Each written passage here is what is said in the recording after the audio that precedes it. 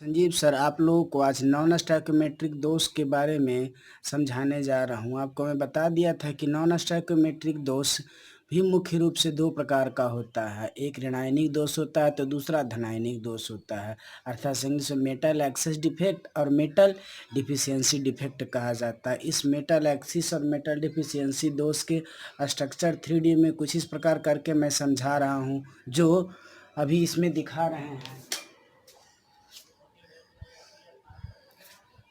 तो इसमें से ही निकल कर यह केंद्र उपस्थित होता है और आसानी से समझ में आ जाएगा आपको।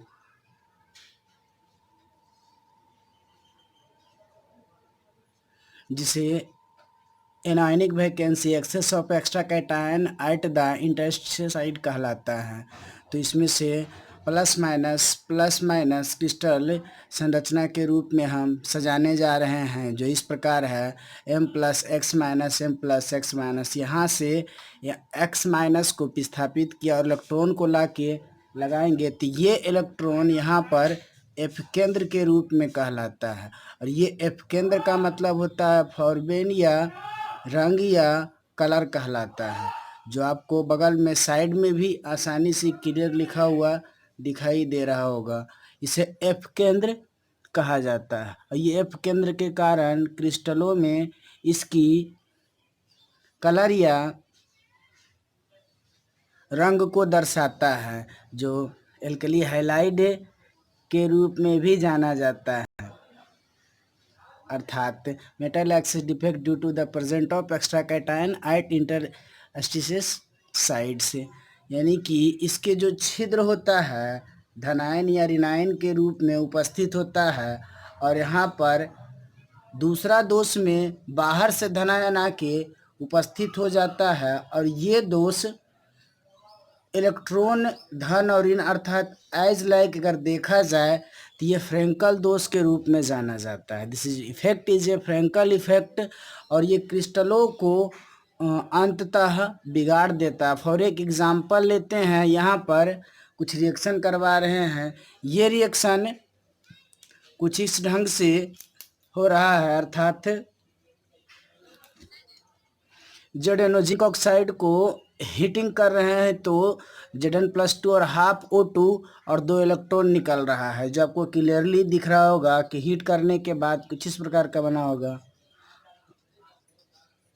और अंदरूनी पार्ट में इलेक्ट्रॉनों का अपने आप जमा हो जाना ये फ्रैंकल दोष कहलाया था, जो आपको मैं पहले भी समझा दिया था।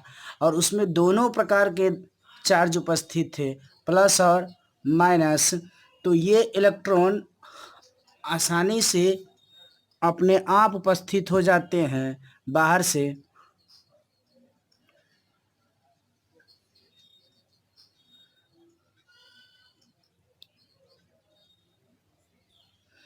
अब यहाँ से प्लस और माइनस चार्ज को विस्थापित कर देते हैं तो ये प्लस और माइनस चार्ज जो विस्थापित हो गया है, तो यहाँ दिखाई दे रहा होगा कि बाहर से एक प्लस चार्ज परमाणु अंदर में उपस्थित होता है।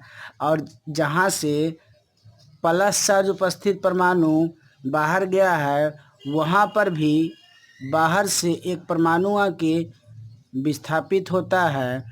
तथा इस प्रकार के दोष को धातु आधिक्य या धनायन या ऋणायन कहा जाता है, जिसे धनायनों की उपस्थिति के कारण संभव हो पाया है। तो ये आपका नॉन स्टोइकोमेट्रिक दोष का प्लस और माइनस चार्ज के रूप में किस प्रकार लॉस होता है और ये दोष किस प्रकार उत्पन्न होता है, ये आपको क्लियरली इन चार्ज और 3D स्ट्रक्चर के सहारे समझ में आ गया होगा। तो आज के लिए इतना ही।